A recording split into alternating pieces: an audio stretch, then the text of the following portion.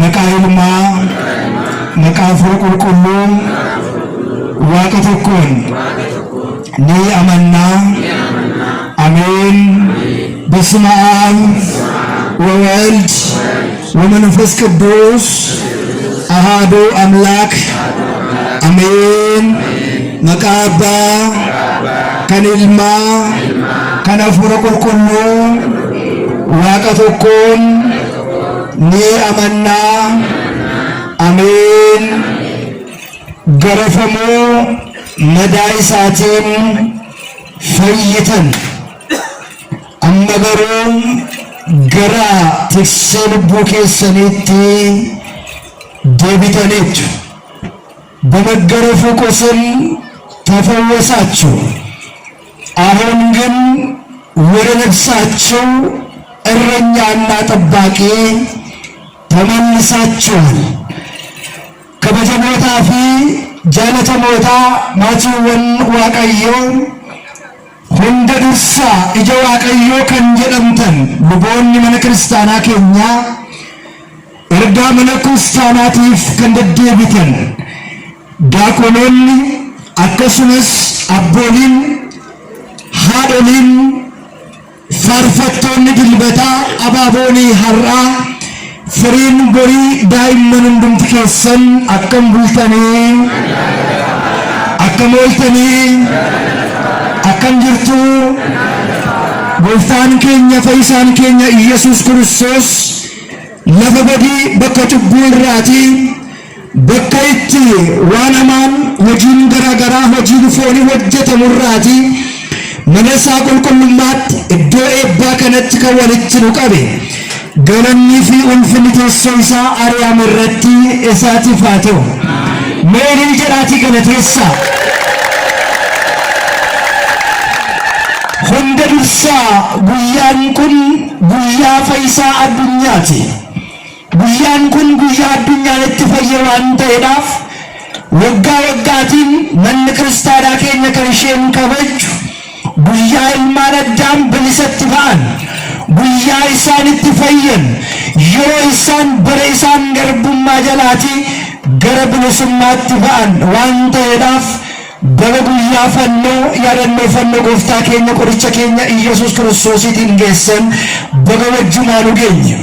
Mee ammasni jiraachuu galateessa. Egaa inafa akkuma beekamu guyyaan kun nuuf guyyaa addaati. Guyyaan kun nuuf guyyaa bilisummaati. Guyyaan kun nuuf guyyaa fayyinaati waan ta'eedhaaf ammas irra deebi'uudhaan baga geessan baga wajjumaan geenye. Akkuma isinitti mee ka'umsa koo irratti akkan isinitti dubbadhe guyyaan irraa kun fayyisaa addunyaa yookiin immoo jecha isa afaan amaariffaatiin መድኃኒዓለም jedhamudha. ዛሬ ዕለቱ መድኃኒዓለም ይባላል። ዛሬ እንግዲህ ዓለም የዳነበትን የጌታችን የመድኃኒታችን የኢየሱስ ክርስቶስን ስቅለትን የስቅለትን መታሰቢያ በዓልን ነው የምናከብረው። እንኳን አደረሳችሁ፣ እንኳን አደረሰን ብላችሁ እግዚአብሔርን አመስግኑ።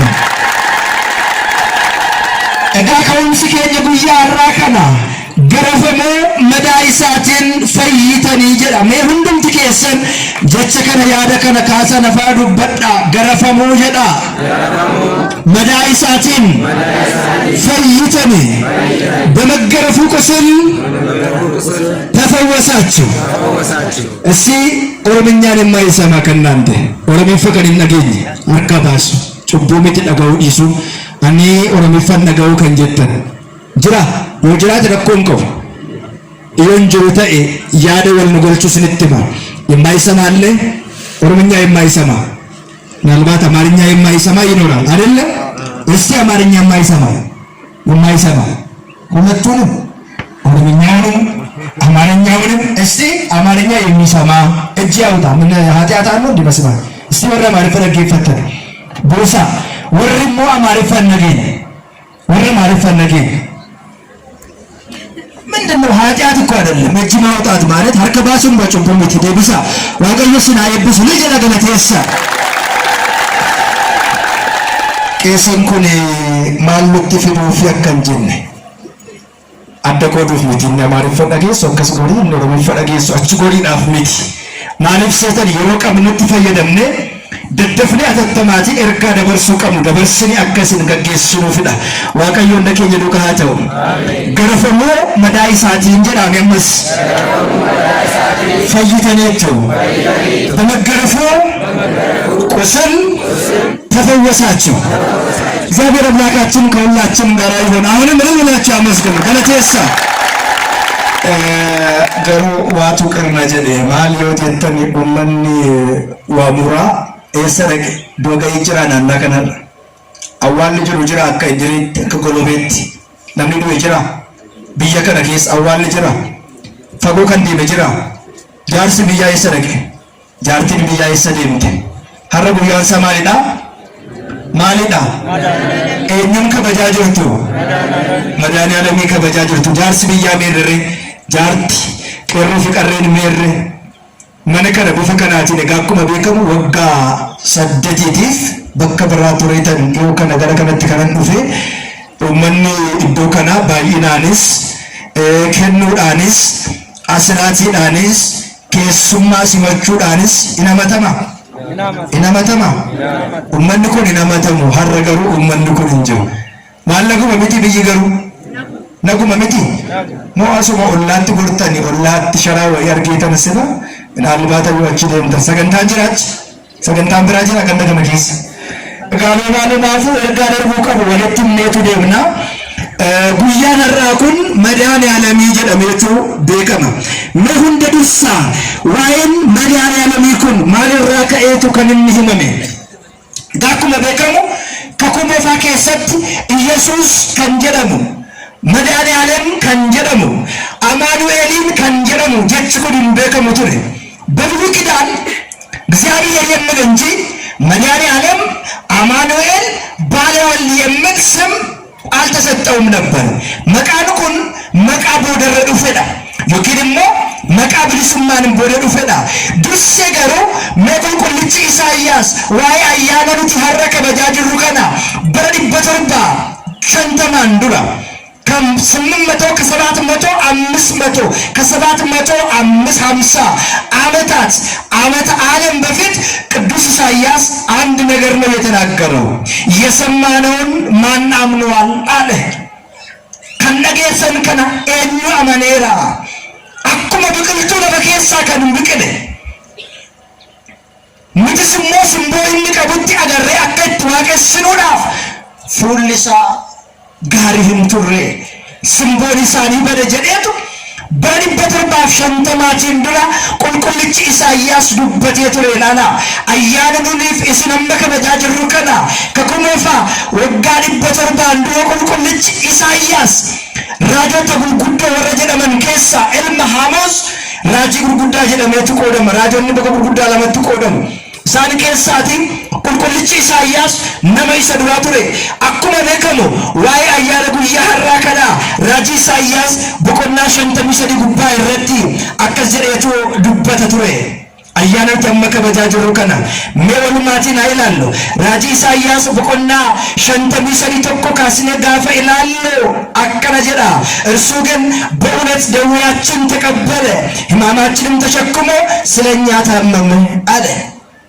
ከነጀቹን ራጂ ኢሳይያስ በቆና ሸንተሚ ሰዲ ለኮሰፉ ጉባ ይረቲ እንዲገሩ ዱጉማ ኢቤኬኛ ባተቴ ዋይ ዲበኑ ኬኛ ፍሞ መዳ ኬኛ ስባቴ ዋይ ኬኛ ፍስ ዱኩብሰቴ ኑትገሩ አከረመ ዱኩብሰቴ ቲሰ ይላል አከማለት ይላል አከማለት ይሰላል አከረመ ዱኩብሰቴ ይላል እንደ ታመመ ሰው ቆጠርነው የሰላማችን ተግሳጽ በእርሱ ላይም ነበረ በሱ ቁስለኛ ተፈወስን በምኑ ማሊሳቲን መዳይሳቲን ሙትገሩ ፈይደ ዋባየረ ከረቆፋንቲ ሁላችን እንደ በጎች ተቅበዘበዙ ነበር ጠፋን ከኛ እያንዳንዱ ወደ ገዛ መንገዱ አዘነበለ እግዚአብሔር ስለ ኃጢአታችን ለሞት አሳልፎ ራሱን ሰጠ ስለማን waa'ee eenyutiif? Waa'ee keenyaaf, waa'ee keessaniitiif, waa'ee addunyaatiif. Addunyaa fayyisuudhaaf nu duukaa jirtu. Na duukaa jirtu. Waaqayyo hunda keenya duukaa haa jiraatu. Qulqullichi Isaayyaas egaa akkuma beekamu raajonni Waaqayyo barootaan booda waan ta'uudhaaf Waaqayyoon waan raawwachuudhaaf ka'e dursaniitu ni xiinxalu turani. ነቢያት እግዚአብሔር ሊያደርጋቸው ያሰበውን ሊተገብራቸው ሊፈጽማቸው ያሰበውን ቁልጭ አድርገው ዘመንን ቀምረው ጊዜውን ቆጥሮ ያሳዩን ነበር። እጋ ራጆነ ኩመ ቤከሞ ኡጋ ዋቀዮ ሆጂ ዋቀዮ ሆጀቹዳፍ ከያደ ጅሩ ያደ ዋቀዮ ሁንዱማ ባሰኔቶ ኒካው ቱረን ኢሳይያስ በረዲባ ቱርባቲን ዱረዋይ ከና ዱበቴ ቱረ ጀቻዳ እሱ ግን በመከራ ጊዜ አፉንም አልከፈተም። እንደ በግም ወደ መታረድ ተነዳ። የበጎችም ጠባቶችም የሸላቾቹ ፊትም ዝም እንደምን እንዲሁ አፉን አልከፈተም። እጋኩመ ቤከሙ ጃለልኩን ጃለለከኒ ሴተን አኩመ ሆዳ ቀለሙፍ ደምቱ ሆዳ ቀለኒ ጎጋ ይራ ባሱ ፎን ሳይት ፈየደሙ እኒ የሮ ከነገሩ ወረይሰ ቀበኒ ፉደኒ ኬሰን ገረቀራኔት ወረይሰ ጌሰኒፍ አፋን ሳይም በኔ ጀዳ ማልንጎኔ አፋን ሳይም በኔ እንዱበኔ ሐማይሳን ፋና ሐሰው እንደምደኝ ገሮ እስን መዳው ሳቲን ፈይተኒቱ ዱርሴ ፉንድራ ኬኛ ከንጀሩ raji fuuldura keenyatti ta'u sanaatiin booda barri kuma 5 ibshan erga raawwatameetiin booda Isaayyaas kan raajii inni arge ilaala. Isaayyaas kana qofaa miti dursee dubboon durbummaadhaan ulfoofteetu ilma dhiiraa deessii jedhe. Maaliin ulfoofteetu? Dubboon durbummaadhaan ulfoofteetu ilma dhiiraa deessii jedhe qulqullichi Isaayyaas. Jechi kun raawwateera moo hin raawwanne? Dhalateera moo hin dhalanne? Amma sanaan booda kaleessa kakudura keessatti Waaqayyo jedhama malee Yesuus kan jedhamu maqaan isaa hin beekamu. Madaaniyaaleem kan jedhamu maqaan isaa hin beekamu. Amaanu'eel kan jedhamu maqaan isaa hin beekamu. Maqaan kun fayyina ilmaan namaatiif, badii ilmaan namootaaf booda wabii ta'ee ilma namaatiif kan dhufedha. Sanaatiin booda Waaqayyo dhalate. Gaafa dhalatu dhaloota ilmaan namaa irraa adda kan ta'e inni kunis waadaa galameef sana deebisuudhaaf. Waadaan kun waadaa maalii ture seetan? Mucaa kee irraa dheetan si fayyisaa isa jedhudha. Maal kee irraati? Mucaa kee irraa dhaladheetan si fayyisa isa jedhu sana waadaa galame sana dhaga'uudha yookiin immoo eeguudhaan bara isaa eeggate qulqulleetti Dubroo Maariyaam foon ishee irraa foon, lubbuu ishee irraa lubbuu fudhatee bakka kabaja namaaf ta'u otoo hin ta'in kabaja ilma namaa dhabame sana iddoo kabajaatti deebisuudhaaf, ulfina ilmaan namaa dhabame sana iddoo ulfinaatti deebisuudhaaf bakka namni otoo hin ta'in bakka hooliin bulu, bakka hoolonni bulan iddoo kabaja ilma namaa hin taane sana keessatti dhalate. Kunis kabaja ilma namaa deebisuudhaaf. Kanatti aansuudhaan Isaayyaas kan arge barootaan booda erga dhalateen booda foon keenya qulqullichi Yohaannis akkana jedhe jechi foon ta'e dhugaa fi kennaadhaan dabalameetoo nurraatti dhalate jechuudhaan kan dubbate sun dhalate. Waaqayyo gaafa dhalatu akkuma daa'imaa haadha isaarraa harma kadhatee ni hode, ni boo'e, ni guddate, haadha isaaf ni ajajame. Waggaa 30 laga Yordaanositti maal ta'e? Ni cuuphame. Gaafa guyyaa xumuraa Qaraaniyoo Golgootaa bakka jedhamu jecha afaan Giizitiin Yeraasqil jedhama. Yeraasqil jechuun lafa buqqee mataan jirtu.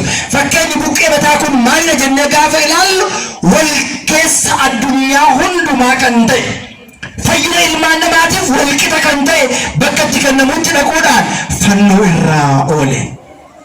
Eenyutu fannisa? Warruma isaaf du'e deebisee isa ajjeese.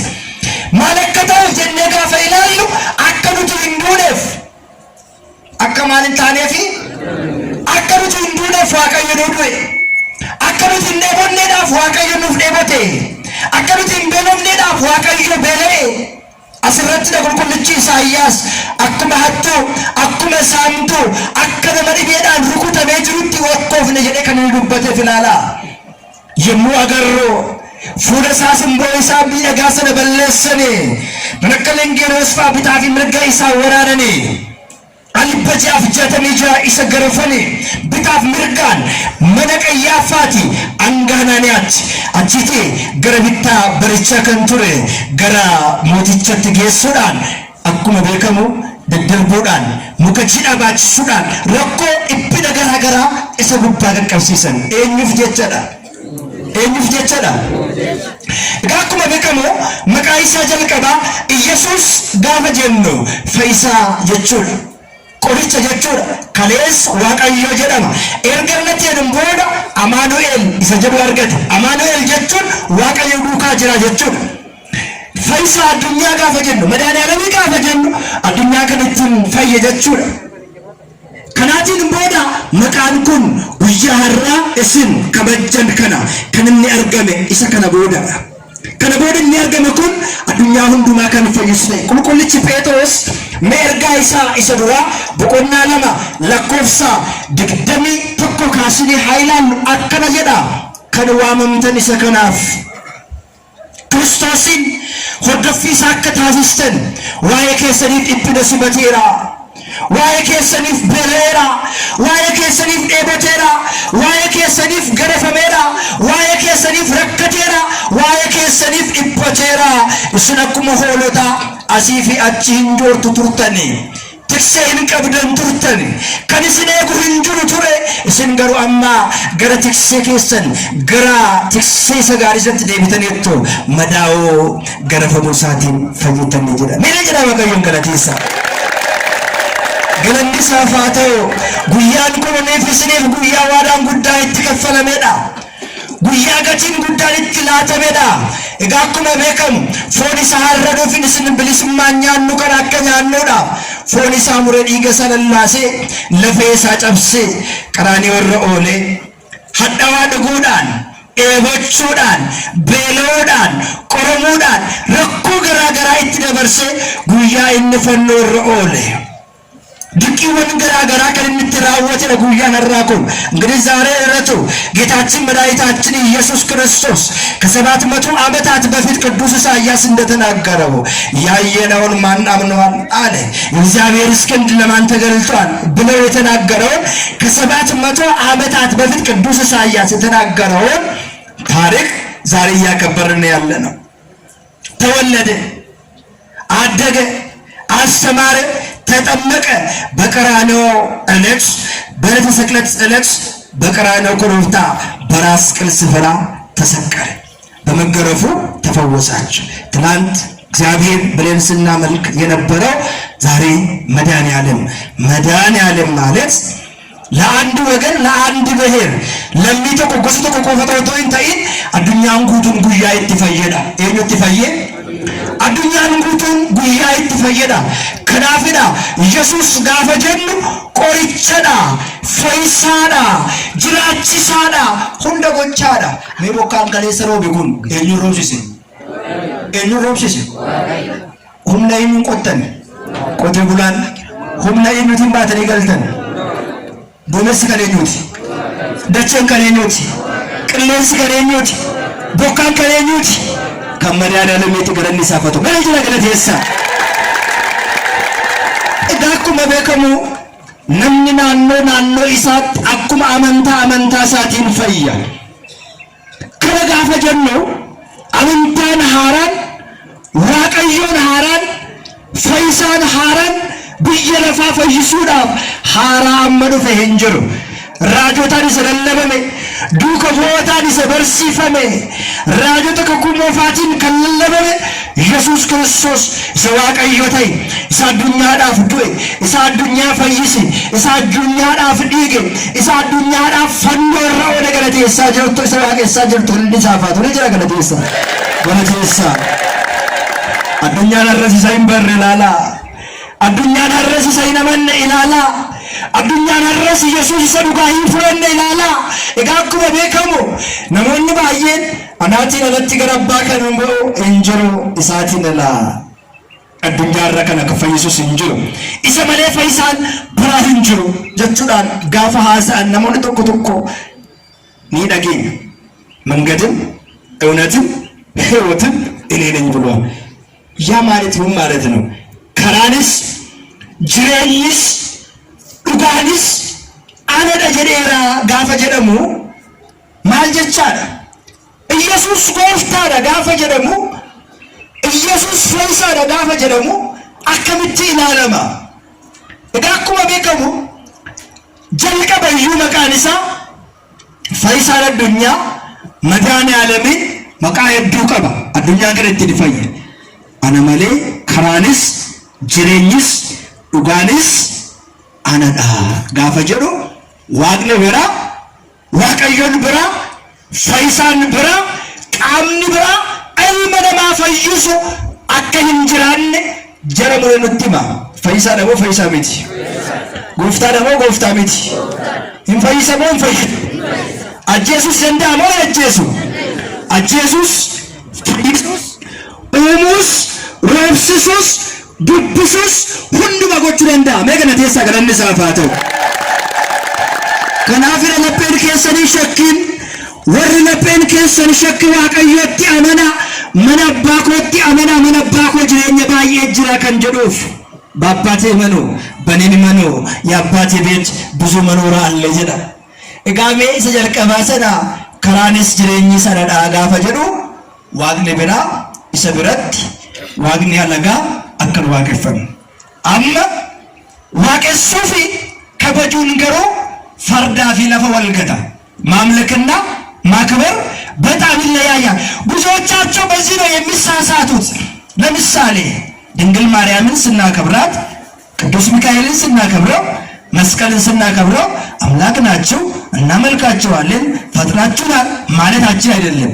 ብሮ ማርያምን ከበጁን ዋቀዩን ዋቁማ ደውዳ ቁልቁል ሚካኤልን ከበጁን ዋቀዮቲን ዋቁማ ይሳ እራካሱዳ ኤጋ ይሰከረ ቤኩን ከምረጅሩ ዋቀዮን ዋቀሱን ቁልቁሎታ ከበጁን ድሮ ማረሚ ከበጁን ከወይኒ ወረተውፍ ከበጀከና ኡልፍንሞ ከንተውፍ ኡልፍነከና ጀሪ አባን ሰገልቻ ዋን በርሲሴፍ አመጋ ከበጀ ዋቀዮፍ ቀብሉ ይሄ ያምልኮ ስግደት ከንጀደሙ ሰገደ ዋቁማ ከንጀዱ ስቱ ኡማኮቱ ስቲ ፈይሳ ኮት ስቱ ናፍዶ ስቱ ናፍዴቦቴ ስቱ ፈኖረ ኦለጉ ያጅማታ ፈይሰ ጀቹፊ አትሞ በከዋዳ አትሞ ዋቀዮቲና ህምታን ገራገሩባ ጉዳ ቀፋ ኦቦ አበሉ እስንጃር ሰብያቲ እስንጃር ሰብያ ዋንታ ተኒ ኦቦ አበሉና ቀረዳ ጀቹን ዋብራ ገራገሩማ ቀቦን ቀቦ አቲ ዋቃፊ አቲ በከቧ ዋቃቲን ገራገሩማ ቀቦን ቀቦ ማረጋ በከቧ ዋቃ ከንታን የዱሳንቹ ማልጀለ ሴተኒ አስመ ቁልቁልች ጴጥሮስ ከዱዋመምተን ይሰከናቲ ክርስቶስን ፈርዶፊ ሳከታሲስተኒ ፈኬኛ ስኒ ኢሴዴ በራጀ ፈኬኛ ሰከሚዳ የተጠራችሁ ለዚህ ነውና ክርስቶስን ደግሞ ፍለጋው እንድትከተሉት ለእናንተ ምሳሌ ተወላችሁ ሄደዋል። ፈኬኛ ስኒ ኢሴዴ ፈኬኛ ሰከሚዳ ፈኬኛ ገራገራ ከንሶሚ ከንሰገዳ ከበጃሃዱማ ከበጃዋቁማ ሁንዳ isa barsiisee deebisee sirraa wodhaa jedha. Kana jechuun Kiristoosiin bakka kan bu'an aangoon Kiristoos Waaqayyo isaaniif kenne kabaja Waaqayyo isaaniif kenne san akka raawwannuuf jecha walumaa galagaa ergaasaa bal'aa guyyaa irraa kana tokkoffaa Phexros boqonnaa 22 kaasaati Isaayyaas boqonnaa 53 lakkoofsa tokko kaasaati bal'inaati mana keessa dubbisa. warreen wangeela qabdan walumaa gala guyyaan irraa kun fayyisaa addunyaa jedhama. maal jedhama isiniin jedhe? fayyisaa addunyaa jedhama isiniin jedhe. egaa fayyinni keenya callisee miti gatii guddaa itti ba'e. ድነታችን እንዲሁ በከንቱ የሚላን ሳይሆን ትልቅ ዋጋ የተከፈለበት አያችሁ። አንደኛ ስጋውን እንድንበላ ስጋውን ቆርጦልን፣ ደሙን እንድንጠጣ ደሙን አፍሰው አጥንቱን ከስክሰው ያለ ዋጋ እሱ ዋጋ ከፍለው እኛ እንድንድንበት ኢላላ ጉያ አራከና ፈይሳ አዱኛ foon isaa mure foon isaa akka nyaannuuf, dhiiga isaa lolaase dhiiga isaa akka dhugnuuf, ofii isaa du'e nuti akka jiraannuudhaaf, ofii isaa salphate nuti akka kabajamnuudhaaf guyyaa gatii guddaa itti baasedha. Kanaafidha gara tiksee keessanitti deebitaniittu warra ልባችሁ እረኛ ተመልሳችኋል ያለው tikseen kun tiksee dhugaati. Gaafa rakkoon dhufu, gaafa dhiphinni dhufu, isa nuun yeeyyota gidduutti dhugatee deemu otoo hin ta'in isa ofii isaatii waa'ee dhaloota kanaaf falmatee yeeyyii gidduudha isa nu baasu isadha. Gatii otoo nuuf kaffalchiisin bilisaan akka itti jiraannuudhaaf mee jiraachuu keessaniif dhalachuu keessaniif gatii kan baasan akka baasaa.